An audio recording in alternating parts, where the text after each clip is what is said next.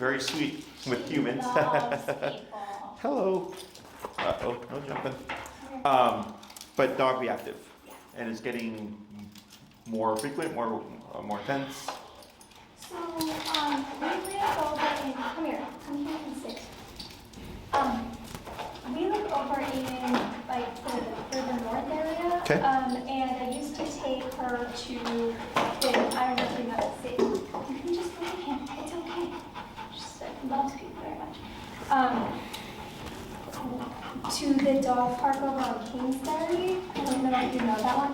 Okay. So what you're gonna do every time she gets up is you're gonna keep seated, but just pull straight up, slowly but surely. Yep, just up. Now relax. Yep. And don't worry about saying sit or anything like that. And you can have a seat. Okay. So every time she gets up, you'll just stay seated and you'll just pull up to reposition her, but you're not gonna say anything. Okay. And I would suggest you also not pet her, and I'll explain all that as we go along. Okay? Okay. Up. There you go. And yeah, so I got her about a year ago. Okay. From Paws, and she was a foster fail. And yet she's honestly, I've got to say, like, she's never been. I've done a lot of research and I've read some books, but like she's never been like checked by another dog. And I think when she was really small, so she's like 55 pounds now, and when I got her, she was maybe 10 pounds, and I would take her to dog parks and stuff, and she would, I think, just kind of like learn to hold her own, sort of, and she never got checked, and then it was more of like, I don't even know at the time if it was like a territorial thing, because I don't know that she thought that that dog park was like her park, but it was getting to a point where she was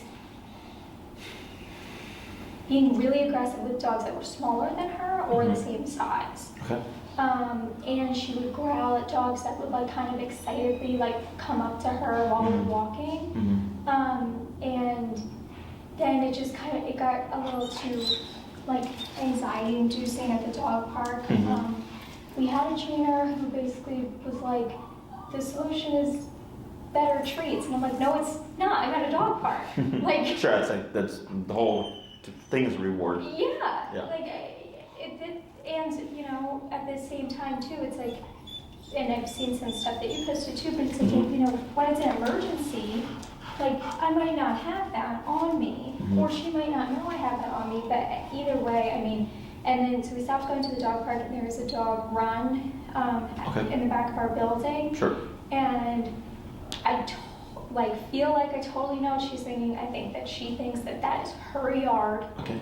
Because we go many times a day. She thinks that it's her yard, and she, you know, why are you coming into her yard if you don't know her already? She has like 4 friends that she likes and is nice to, but then like if another dog is in there, and at this point it doesn't matter the size almost at this point, as long as they seem more submissive than her, if that makes sense. Like, sure. She was really mean to like a golden, who's like a very sweet, like timid golden, who's bigger than her, but and you know, I just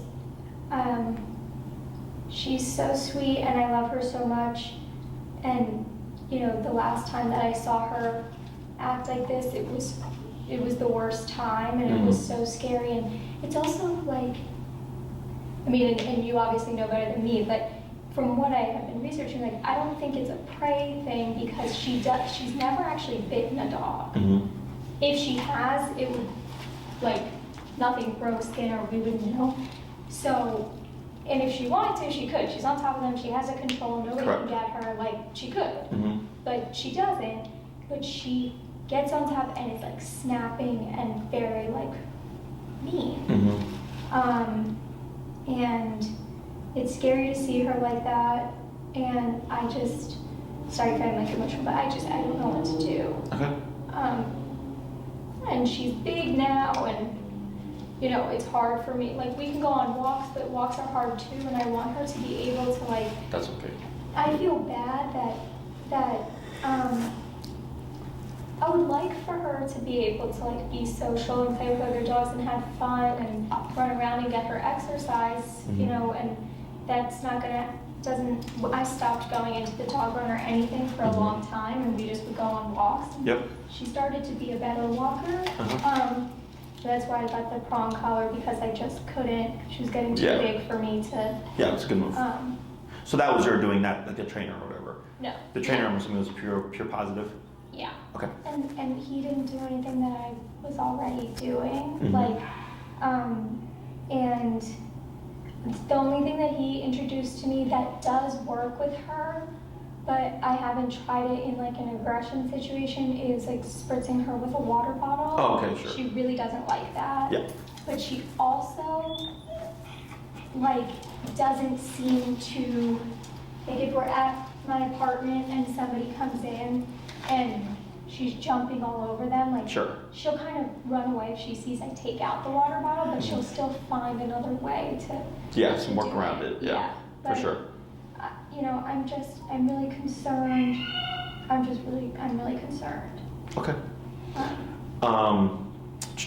There's something that you mentioned earlier. So I'm assuming you got her at 2 months? Because you got her when she was 10 pounds. 10 weeks. 10 weeks, Yeah. okay. So you've had her for just over a year or so. Yeah. Okay. And then when did the reactivity start to happen, would you say? Early. Okay. Like, because we were still living in my old apartment in Old Town, and she was small and still was, there was like a dog run in another building that I got the code and would sneak into and go to a lot. And she was okay in there, but then sometimes, like even in that one, if a new dog would come in, or like it was sort of just random, like she'd be playing with a dog and they would do something she doesn't like she doesn't know how to give a correction and just stop. Right, she overcompensates. 100%, and she doesn't stop and let go. Sure. And that's the thing too, is I don't know that she's never been given a proper correction, so, you know, she doesn't know how to give one. And a lot of times it's with puppies too, that she's not, but even so, like at the time it was where that started with another dog in that part. That was a puppy that was smaller than her. She was still small and young. I would say that was probably in like December of last year. And she was probably like 4 months. Okay. So yeah, it's not, I had a friend who had like a situation where her dog like saw a small dog across the park and like darted for it and ran and like had it in its mouth. That's not what she's doing. She's more like, get me, walk away from me, and out of my space. But then she doesn't stop. And is this on the leash or both on leash and off leash? Now it's both. Okay. It wasn't necessarily before on leash, but then I was trying to do some just like slower introductions and maybe take her into the dog run if there was a dog in there that she didn't know that was like a puppy, and I tried to take her in on the leash and she still did the same thing, so we left. Gotcha. Yeah. Okay. Anything else? She's I don't know, I mean, anything you want to ask, like I know I've been talking for a long time. She's can do obedience stuff. She learns pretty quickly. She just like chooses when she doesn't want to listen. But very treat motivated. But again, in those kind of situations, like she sees red. Like there's no. Yeah, no, it doesn't play a part. So everything you told me is good information. The reason why the age thing is important, because I get some clients whose puppies at 2 months, 8 weeks are already that way. So then that's definitely just genetics. A lot of times it's just genetics in the first place, but that's very clearly just genetics. Yeah. If a puppy is fine and then develops behavioral problems, it's usually around 6 months and a year. Okay, so 4 to 5 months isn't too far off. Larger dogs, in my opinion, tend to mature mentally a little bit faster than smaller dogs. So I can see that falling in line into that time frame. The reason why is that 6 months and a year, they're like pivotal psychological shifts for dogs. So think of it as a human, like teenager and then adulthood, right? It's very similar. So I have clients whose puppies were great, and then at 6 months just flip a switch, and then just like don't like people or don't like dogs or don't like both. But everybody the dog met prior to the switch is okay. And then everybody after the switch is not okay. Yeah. Right? It's interesting you say it, because the friends that she has in the dog run, like, I mean, she was like this a little bit, like it's getting worse, but she was like this like before we moved into this building. But anybody that she knows, and even there's a small dog that she knows from before, like, you know, when we just first moved into the building and she didn't think that was her yard yet or anything, you know, she's totally cool with. Correct. But anybody after, it's like, no way. That's correct, yeah. It's very common.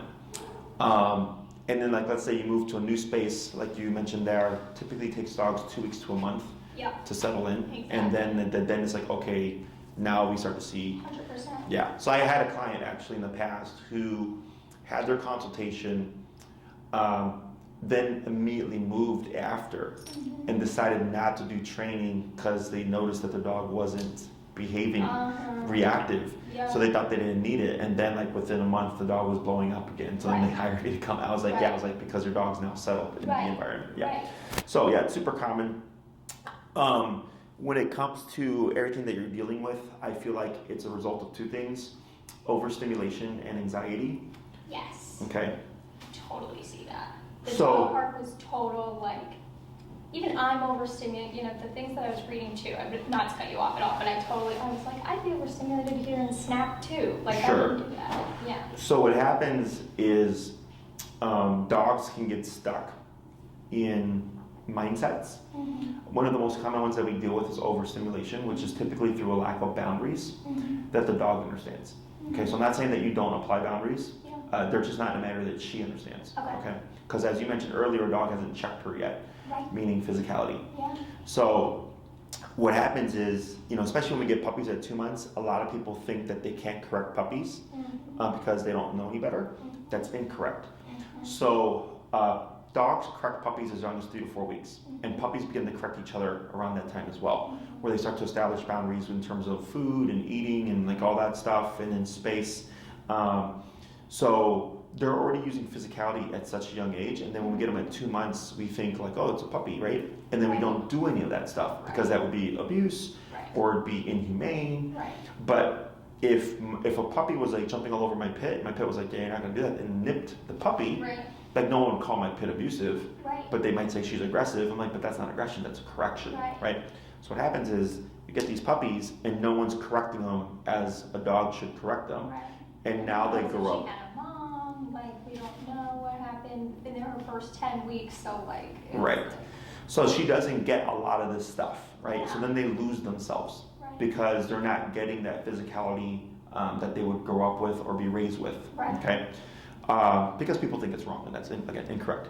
So when we get puppies here, even though 2-month-old puppies and stuff, you know, they're not barking, they're not yipping, they're not running around all crazy and stuff because we don't allow that. You know, so they still understand rules. Infants in the human world, it would be unfair because we have no concept of right and wrong. We don't have any concept of motor control. You know, we develop that. We develop much slower, right? But a puppy at 2 months is already capable of doing a lot of things.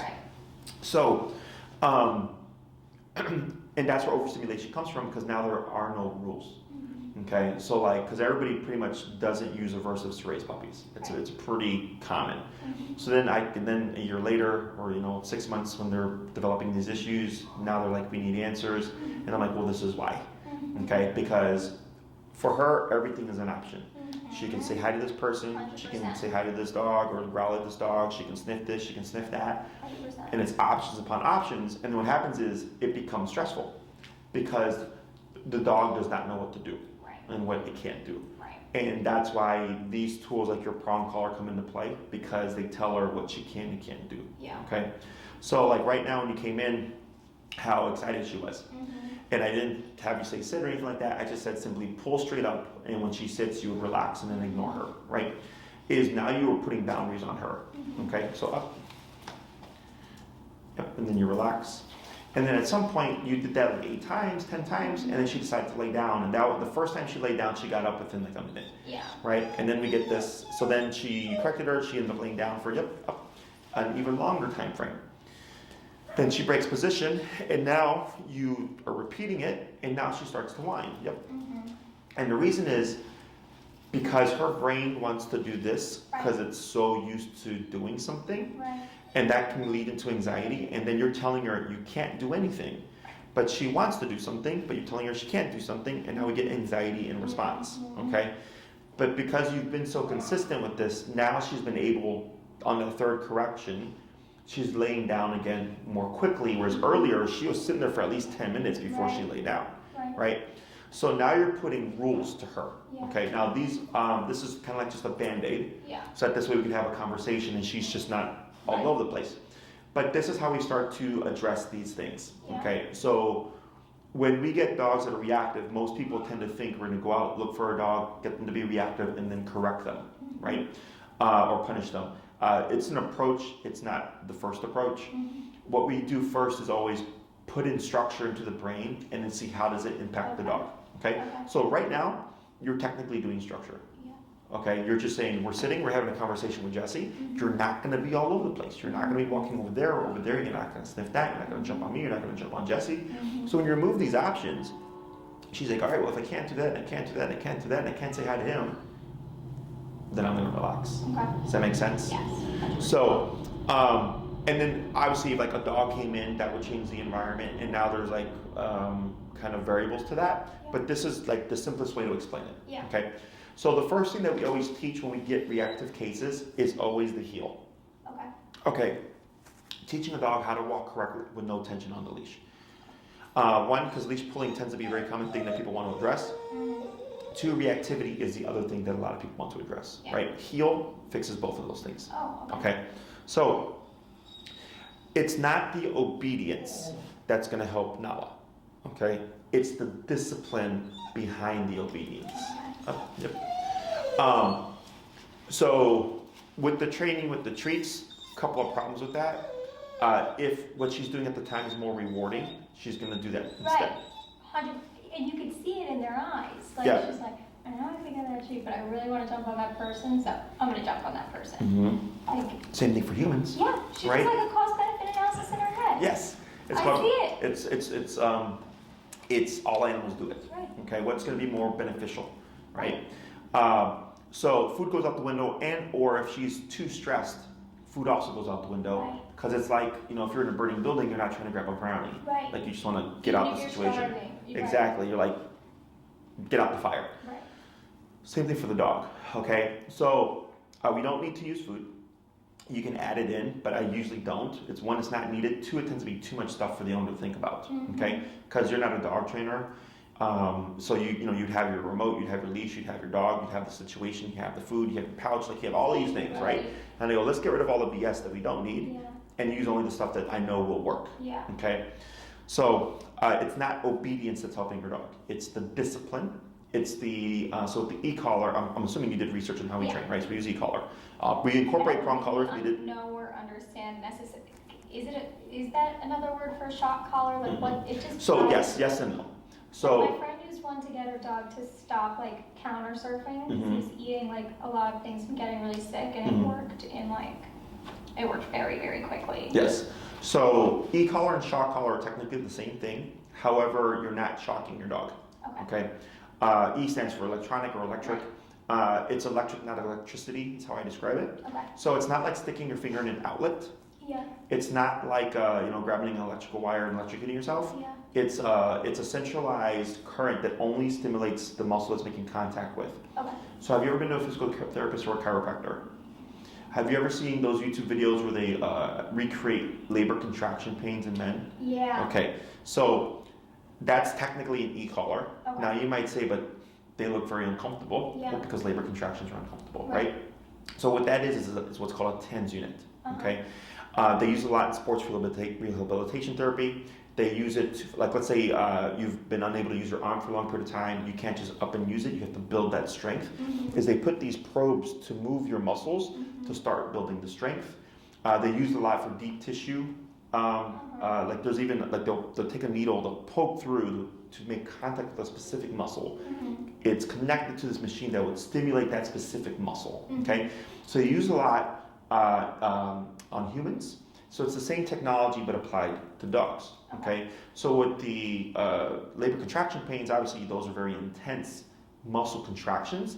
Is that machine is operating on a very high level. Okay, so an e-collar is the same thing. It's not electricity running through the dog. Okay, it's a miniaturized TENS unit. So Nala would only feel stimulation where the collar is placed. So if you put the collar on your hand and you press the button, you would feel stimulation in your hand, but nowhere else. Okay. So the reason why this tool is so effective is, one, dogs are physical animals. They nip and bite each other. And think of the e-collar as your means of nipping and biting Nala at the press of a button. Okay. Your prong collar is technically designed the same way. It's designed to mimic teeth, to mimic a dog bite. Okay, which is why you're able to do this, because you're using those teeth to tell Nala you need to settle down. Right. And because she understands that conversation, we were able to create this. Okay. It seems like she's become like a nerd too. Like if we're on walks and she's like pulling like. Yes, where she ignores it. Yes. So that's one drawback to the prong collar, is even if you're using it correctly, and let's say she becomes reactive and you gave your harshest, strongest correction, you want to think that dogs relate everything to a dog bite. Okay, because that's their language. So if you give her a 10, you will never, even me, I could give her my harshest 10, match a dog bite. Okay, because a dog bite punctures skin. A dog bite, can tear and rip through skin. Right? It's very, I know because I've been bitten before a few times. Okay, it hurts. So if she's being super reactive, the intensity of the situation, right, may override the intensity of your correction. Okay. So that's why we do e-collar. Right off the bat, e-collar gives you off-leash control. Okay. 2, we don't have to worry about physical strength. We don't have to worry about, am I going to have the ability to override the situation? Okay. 3, once a dog gets the concept of e-collar, it's their language. That's why we get pretty quick progress, because it's not because I'm lazy that I use e-collar, because a lot of people think that. They're like, oh, you use e-collar, you're lazy. I go, no. I'm like, it's because you're just the average dog owner, right? You just want something that's going to work. You don't want to have to like study books and like develop a career just to have your dog, right? You need something that you can apply that'll be effective as quickly as possible, so you can live your life with your dog. So it's not like I'm not willing to put the work in, but I've been trying for a long time. Like this is something. Yes. Got to be more effective. And it's because dogs don't use positive reinforcement. Up on your leash. Up, and then relax. Yep, and then sit down. Yep. Dogs don't give each other positive reinforcement. They don't praise each other, right? If you're at the dog park and a dog approaches her too excitedly, explosion, right? Pinning them down. Physicality, right? She doesn't praise a dog when the dog leaves her alone. Right? So I'm not against positive reinforcement. I just don't rely on it to create reliable obedience. Okay, it's great for puppies under 6 months. It's great for very basic obedience, just shaping the behavior. But once it comes to real life and situations where the dog is being reactive or whatever, we need a different tool. Okay, so that's where e-collar comes into play. So first thing we always teach, of course, is again the heel, and I want to see what does that fix. Okay, so here. The other thing about e-collar is I don't even have to touch the dog anymore. I can coach you through it, just like I'm coaching you now, okay? And it's gonna be immediately applicable to life. It's not something we're not training in a quiet room. It's something that's gonna carry over, so when you're walking with your dog, you're like, wow, like this is a game changer. So yesterday I had a client, they just had their second class, reactive dog. Their building has made them go through the alley instead of the front door because their dog was so reactive. And then I saw them yesterday for their second class, and they just came in. They're like, Jesse, we've not had any reactivity in a week, okay, because of the e-collar. Now, is that every case? No, I get some difficult cases, but it should feel like, wow, even if it's 60% better, that's still 60% better in just a week, right? So then we just make progress as we go along, and we make tweaks as I learn more about the case. So we always teach heel first, and I see what does that fix. Okay, so you're my feedback. So I coach you through it. I give you some instructions on how to teach the heel, how to practice it. I have you do it. So by the end of class, you already know what to do. And then it's rinse and repeat. Okay? So then the reason why heel is so important is because most people in the city of Chicago walk their dogs 3 times a day. Okay? So heel is something that you'd be practicing 3 times a day, 7 days that week. Okay? So you're getting a lot of experience with the collar. The other thing is if you put an e-collar on a dog and you press a button, because they don't know what it is, their first instinct is typically to move away. That's what I picture. Yes, so we want to teach her not to run away, is to run to you, okay? Because e-collar should never make a dog run. It should always make the dog return. So the other thing is, if, like let's say she's an anxious dog, anxiety is a stress response, right? So e-collar is a stressor. So what you're going to potentially see in the beginning is more anxiety. Okay, but not anxiety that's going to make her reactivity worse. It's anxiety in response to stress. Okay, so our natural instinct is to lay off stress so that the dog feels more comfortable. And I'll tell the owner not to do that because you have to. What we're doing is put the dog under stress. They get anxious. We work them through it, and she learns how to handle the anxiety better. Okay, so what we're teaching her is, it's okay that you're anxious, but you can't lunge at dogs. You can't pin them down. Those are not options for you to express that emotion. Okay, so then what we always want to see first is avoidance behavior. So if she sees a dog and she's like, I'm getting anxious, I want to lunge at it, right? There's 4 responses: flight, fight, avoidance, submission. If she's on the leash, she can't run. And then typically on leash is fight or flight. So that just leaves fight. That's what you're getting right now. So we have to remove, so flight response is not an option, fight response is not an option. That leaves avoidance and submission, okay? You're not gonna get submission right away. The next thing is typically avoidance. So what that would look like is she sees a dog, everything's working well, and she's like, I'm getting really anxious, or I wanna bark at this dog for whatever reason, but I'm not going to. Instead, I'm gonna look like this, away from the dog. That's avoidance behavior, okay? And then once the dog passes, she'd go like this. That's how she's going to handle the stress, okay? So I don't care what she does, I just care that she doesn't do certain things, right? So now she has to learn that there are other options in dealing with stress, okay? So first class, we cover the heel, or the first half of it. You go do your homework, come back class 2, you let me know how it's going. So then you could say it's 60% better. You can say, she's been great, but we had a couple dogs bark at her, and that's when she barked back, and I go, that makes sense. And all that feedback lets me know what I need to do next, okay? Then we work on the second half of heel, okay? And then give you the rest of your homework, any things that we might adjust or tweak, and then the next class, come back, how are we doing? We're doing great.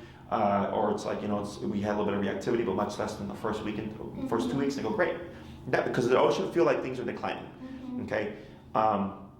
The rate of the behavior should go down. The rate of your corrections should also go down, meaning you should be able to walk with your dog. So like if I said heel and I walked with my dogs, I can walk for an hour straight and they never leave my side. Okay? So, and it sounds like a lot of work. It sounds like it could be complicated. It's not. It's simply the methodology that you're using and the tools. Okay? Because every day you practice with your dog. Every day you're walking. So that's when you're just training. You're training as you live your life. So then by the 3rd week, let's say it's like there's still a couple things that you're struggling with. I will help give you some answers on how to address that, and then we work on the next thing, okay? So reactivity is a spectrum. Reactivity towards humans tends to be the first thing that goes away, okay? And when I have cases like that, almost always the first thing that goes away. Reactivity towards calm dogs is next, excited dogs is like in the middle. Other reactive dogs, and then surprise run-ins with dogs are end of the spectrum. Those take the longest, okay? Because one, you can't plan for a dog being reactive to Nala, right? Like they could seem fine, and then they blow up right here, right? So because of that is why that takes longer to correct. Same thing with the run-ins. If you turn a corner and the dog's being reactive, you can't plan for that, okay? But I will give you answers to address all that stuff. It's just time and repetition before we'll get that squashed, okay? Questions on any of that? Well, because, and I guess that would be later on, but like right now, for example, like I just don't, as much as I can, like don't put her in those situations. Right. I see we go to the dog run at very specific times, and like if a dog comes in that she doesn't know, like I ask them to wait a minute so I could get her on the leash so that we can go, because she And even yesterday, you know, because I thought we were making some progress because I had one of her dog friends like come over to our apartment, which was like, I could tell very stressful for her, but then she ended up calming down and did a great job. So I was trying to like make that help. And then I walked into the dog run with her on the leash yesterday, and there was like a little dachshund, and she was like, "What are you doing in my yard?" Sure. Yeah. Yeah, and that does sound like territorial, which is a separate thing, and we'll talk about that too. So when it comes to like how the program will progress and stuff, first class has to be heal, and then the second class is usually heal part 2 unless something happens. So like I had another client that they had their second class yesterday, and we did heal the first class, but their dog's prey drive for their cat like just spiked in the week. So I said, okay, we'll just shift gears and do that instead. Okay. So as long as we cover heal first, I can kind of play the rest of it by ear. But typically it's heal first 2 classes. What's left to fix? Okay. I hope you address that stuff.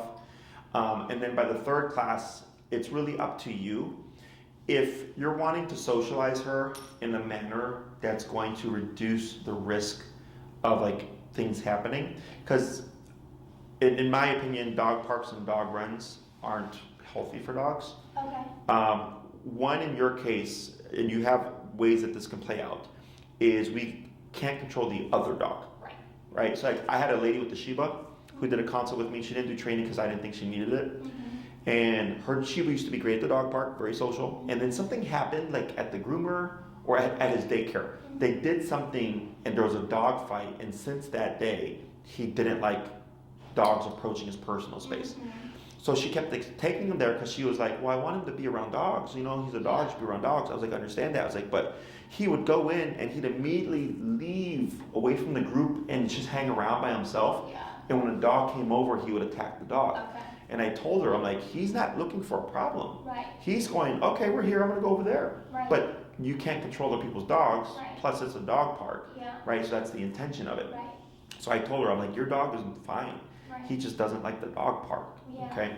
In your case, you're coming in sometimes, and there's a, you know, right there, coming into the, I think that'd be important training.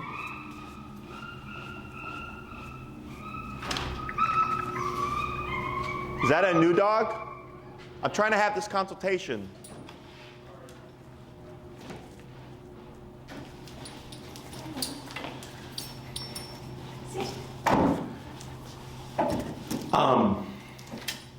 Let me think here. Oh yeah, so she was bringing him into these settings where he was just not doing well. Like he didn't want to be there. I told her like he goes away from the group, which is not looking for a problem. He's going, there's dogs here, I'm gonna go over here. But then because he was away from the dogs and they came towards him, then he was getting defensive because now there's no way to escape them. Does that make sense? So in your case, the way it could work is we get structure into the brain and then reintroduce going into the dog run, right? Because stress levels are now down. So now she's not going in already amped. Okay. So I have a gentleman with a Rottweiler, same problem, but both reactive towards humans and dogs. And the first time when I met him at the park, dog was lunging at me and all that stuff. Okay, and I wasn't even that close to him. I was further than this, and she was still lunging at me. And we had the first class, and after the first class, never lunged at me. Okay. And yesterday we were walking at the park with each other, and she was right between the middle of us, and he's like, "Man, I think she likes you now." And the reason that is because since there was no real training, she understood. She would go out into the world like this.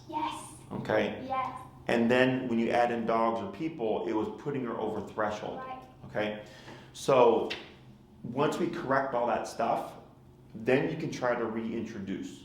Okay. So during that 2-week time frame, my suggestion would be you stay away from the dog park and stuff. Okay. Then we go to reintroduce. Now let's say there's new dogs and stuff like that, and she's doing fine, but then when it gets to be more than a certain number of dogs, right? Yeah, it's also very overwhelming. Correct. So I can't make her comfortable with that many dogs. Okay, so it's like going to a party. And people just don't like that. Yeah, they don't like being in big groups. You know. So then But then you would at least have you would know, like, okay, when there's more than 5 dogs, I just leave. We're not going, right. Right, or I don't go in, exactly. So, because if you tried to force a situation of, I know she doesn't like being in groups of more than 5 dogs, but I'm going to bring her to the dog park and I expect her to behave, now we get into a very kind of dicey territory. Right. Okay? My worst nightmare is us being in the dog run or not, and then I like have my back turned because I'm like picking up her poop, and it's like a dog comes in and I don't know, and I don't have a chance to like ask them to wait a moment so that I can get her on the leash, and she just goes for it. Sure. Yeah. That's And let's say when it comes to like introducing her to new dogs, I can show you how to do that as well. So if you have a friend who has a dog, or like a relative who has a dog, so dogs, greeting on the leash is not natural to them. right. Dogs, so like I get clients whose dogs are off leash friendly, but on leash reactive, and they're always like thrown off by that. I go, yeah, because on the leash, there's no flight response. Right. Right? So they're not able to get away from the situation. Whereas off leash, they could run away if they needed to. And there's other things behind that. So then when I get clients whose dogs are antisocial, I can help them where they'll socialize a dog with 1 or 2 dogs. I tell them that's fine. Like your dog doesn't need to be with 30 dogs. Yeah, I don't need her to be an extrovert. I just need her to like not be reactive, right? Exactly. So we always push for coexistence, and if we get more, great. Okay. So she should be able to walk past dogs, or dogs walk past her, and not be reactive and stuff like that. The reason why I think the dog run and the dog park is technically still an option for you is because you can go there to a degree, right? Until something happens. Exactly. Right. So otherwise, if it was not an option, like you'd already be telling me, like, yeah, I can't even take this out to the dog park because it's like. Yeah, we don't go to the dog park anymore. We only go to the dog run in the building, and we go at the same times every day with the same people are down there. Yeah. And if anybody new comes in, it's a problem. Right. But because also it's like I'm fine walking, but I feel bad. We're in an apartment, and it feels like a good way to let her have fun and exercise, and like, but if she can, in the summer it was easier for me to feel like she was still getting like tired out and exercise because like it was hot out, so we'd go for a long walk, and then she would be like very tired and expend her energy, and now it feels like, oh, I need you to like run back and forth with a dog so that you can feel fulfilled. But I'll do anything. Sure. So just so you know, she does need that stuff. Okay. Okay. That's the human component. Okay. That's the human feeling guilty. Yes. Right. Okay. That their dog can't partake. I need or to know. Like, yeah. I don't know these things. Now, I'm not saying not to do those things with your dog. No, but I didn't know. Like. Correct. Yeah. Because dogs aren't self-aware, like humans are. So like if my mom, because I'm the oldest of 4 kids, so like let's say, my mom took all me and my brothers and left my sister behind to go take us like Chuck E. Cheese when we were kids, and my sister was like, WTF, man, like why do I go to go to the Chuck E. Cheese, right? Yeah. We would feel bad about that. Right. Dogs don't do that. Okay. So what she needs is food in her belly, water, roof over the head, structure, which we'll cover, and then we see if she's, so like maybe the dog run and dog park is not a thing, but I show you how to socialize it with a friend's dog and stuff, and that is perfectly doable, right? So then you still get the ability to socialize her. It's just certain contexts may not be to both you and her benefit. Okay? And then plus the walking stuff, because you'll be able to walk your dog in peace, you're going to do a lot more walking. Exactly. Yes. Like walking's the nightmare, so. The whole purpose of what we do is to give the owner control so that they can live their life with their dog, the life that they would like to have, ideally, which usually means doing much more stuff, because if your dog is listening, now you can bring them almost everywhere. Exactly. I don't have to leave her alone as much. I'd be happy to bring her if I'm doing something outside or anything like that, and it's like I can't do that right now. Right. So the way I go about like recommending length of time and stuff comes down to what you're trying to achieve. So is your primary goal really is just like, I want my dog to not be reactive, potentially, socialize her, and take her to be able to let her off leash at the park and be able to return my dog.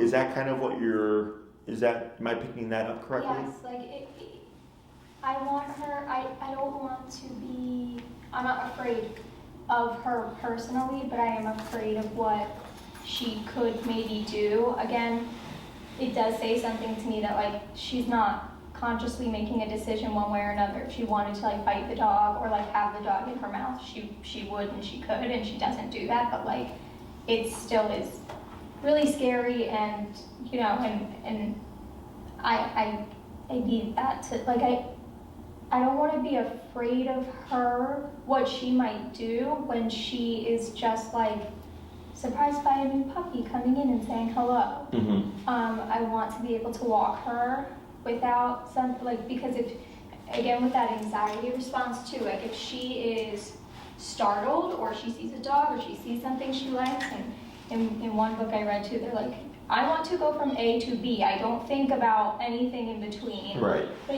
you know, she's really strong. Yep. And there was one time, so what you were saying, like I don't even need to take her to the park if that's not a possibility, but what you were saying more like with a recall Mm-hmm. situation, I mean, there was one time that she got away from me in the street, and I luckily was able to grab her, Yeah. but I'm terrified of that. Sure.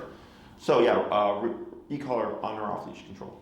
Yeah. Okay, and then that probably wouldn't happen either. Yeah. Okay, because the level of discipline you get with remote collar, a lot of stuff that we do is preventative. Mm-hmm. Okay, where the dog's not going to try to choose to take off. And at Oz Park, man, just like a few weeks ago, this corgi ran away from the play group. Mm-hmm. Have you been to Oz Park? I have not, but Okay. that's where my friend had that incident with her dog, like Taking ran off. across the park. Yeah. Oh yeah, no, it's not. Yeah, I've seen it happen so many times at Oz Park where an owner's dog just takes off on them. So yeah, but that wouldn't even happen because of discipline. The dog alters their decisions. Right. Okay, so I kind of feel like you're in the 6th class range. Okay. So I have 3, 6, 9, and 12-week programs. Okay. In the 6 classes, the way I would break it down would be 2 on heel. Mm-hmm. Okay. 3rd is typically recall, Mm-hmm. but if you want to learn how to socialize her sooner rather than later, we can do the socialization, like how to introduce it to another dog, Yeah. that class. Otherwise, recall would then be the 4th class, so they're kind of interchangeable. The reason why I do recall as soon as possible is because it takes the longest to teach.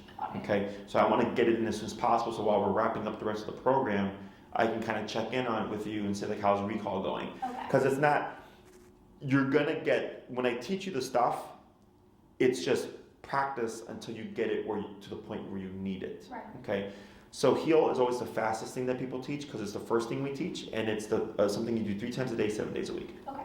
Recall, longer, because you got to go to the park now. Put your dog on a long leash. Practice the recall. Practice recall when she's chasing squirrels. Practice recall when she's, chasing the dog. Practicing recall, when she's running away because she's scared of a firework. Like there's a lot of instances you have to practice. Yeah. Then class on socialization, which leaves classes 5 and 6 as variables. Okay, so I teach what I know you need. Yeah. Okay, so I know heel is going to help address reactivity and leash pulling. So that's a big thing. Okay, and that's why everything else is kind of played by ear. Okay. We have 5 and 6 in case maybe reactivity isn't going as smoothly as we hope for it. Okay, then once you understand how to stop behavior, it's simple. Okay. It's simply stop it. Yeah. Okay. Otherwise, if everything's going well, class 5 and 6 could be teaching you. So we have these placemats here. So like if you want to go to a restaurant and bring her with you, then she'll stay put for an hour or so, so you can have lunch and all that. And that's another part of your life that you can include Nala in. Yeah. So that you would get stationary control as well. I'd love to have her be more of like, what do they call it, like polite greeting with gas. I mean, it's. Oh yeah, so yeah, people I coming can't over. let anybody come to my apartment that I have to always ask first, like, are you afraid of dogs? Mhm. Because like she loves people. Yeah. She's actually a great guard dog until you would come into my house, and she like loves you. Sure. First she's like barking really loud. I'm fine with that, and Mhm. I saw in one of your videos too. I'm like, as long as she stops if I tell her to, like when Correct. it gets to be enough, which she does not do. Mhm. But like I'm okay if she wants to like, give a little preemptory bark and be like, don't come in here. Correct. But when she comes in, and she also gets so excited, she's not biting, but she's mouthy. And she just like won't stop jumping and won't, like it takes a while for her to calm down. It's gotten better, and I try to use the spray bottle, or I try to like lure her with a treat, like at least away from them, but as long as that, she's only away from them for as long as that takes. Correct. So we have an exercise that we do teach, and it's in home about having people come over. So that could technically be your class as well. So that could be like your 6, okay? Because e-collar makes everything applicable. Yeah. Okay, it's not like, okay, like do this a million times and then like you get it down. Aside from the recall, because you have to practice, get over here, everything else right away is functional, okay?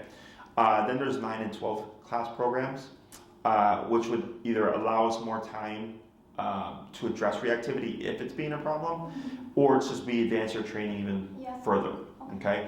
So I like to think of the 6th week as walk my dog, go to the park.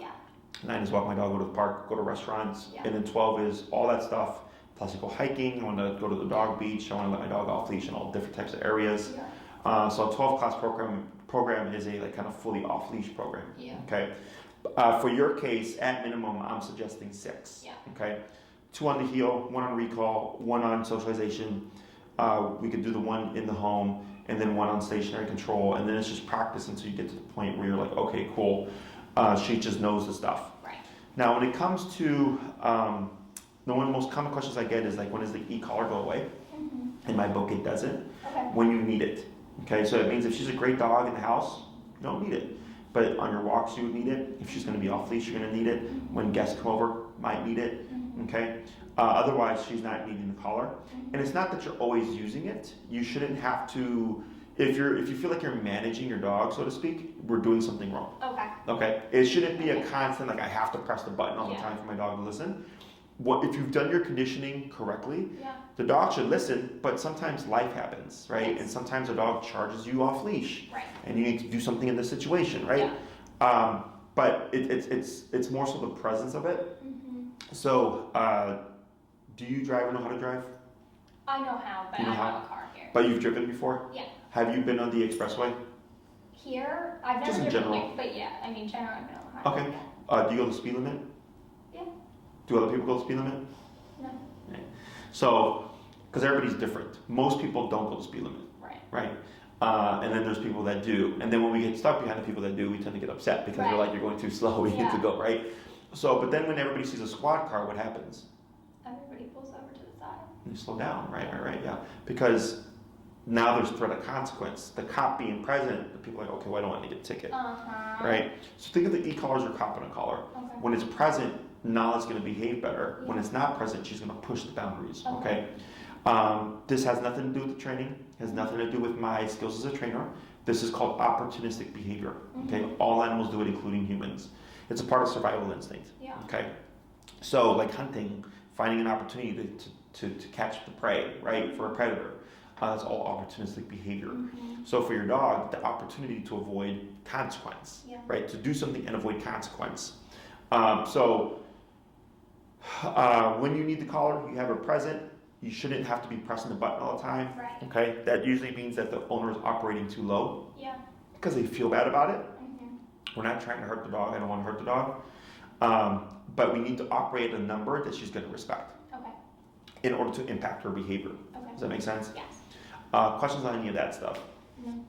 How do you figure out which one is appropriate for her? What level is appropriate? It's trial. Oh, sure, yeah. So I help you figure all that stuff out. So in the first class when we cover the heel, I will coach you through everything and then explain to you how to figure out whether you're too high or you're too low. Okay, so like I have general rules. So if your dog is yelping, you're probably too high. If your dog's not listening, you're probably too low. Okay. So by that kind of range, it helps people kind of just figure things out. Every now and then we get an outlier, which is the dog is yelping but still not performing the task and or stopping the behavior. So I have a new case that started on Tuesday, very, very intense, this past Tuesday, intense reactive pity. And by the end of the class, I was already max power on the collar, okay, which is super rare.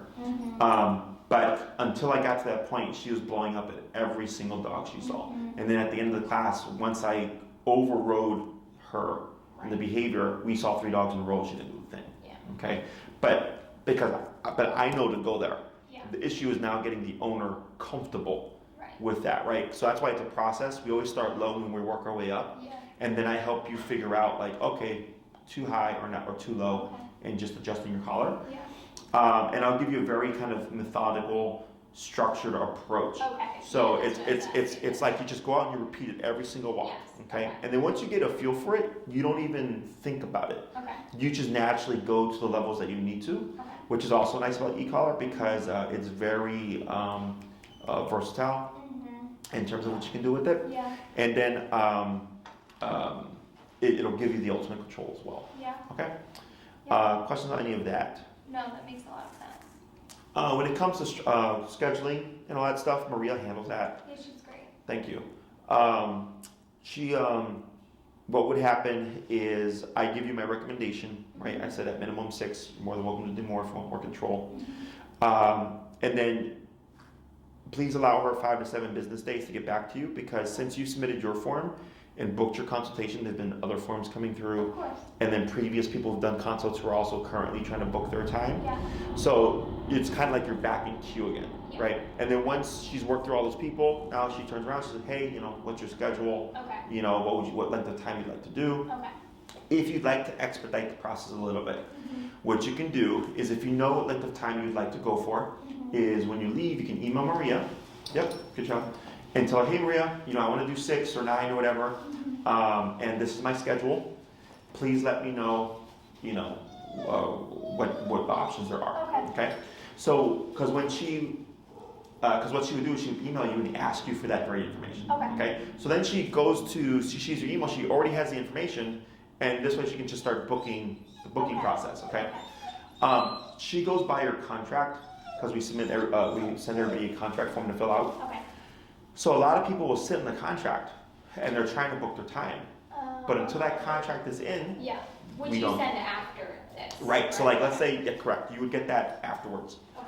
So then when she sees your contract, she knows you're serious. You Right. want to book, right? Because we've had people that will like kind of play with things and then they decide they don't want to train, and then Maria's just wasted a bunch of time. Right. Okay.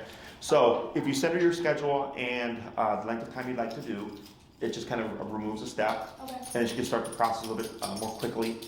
The way we approach things is you would get a recurring time in most cases, Okay. unless you have like a fluctuating schedule.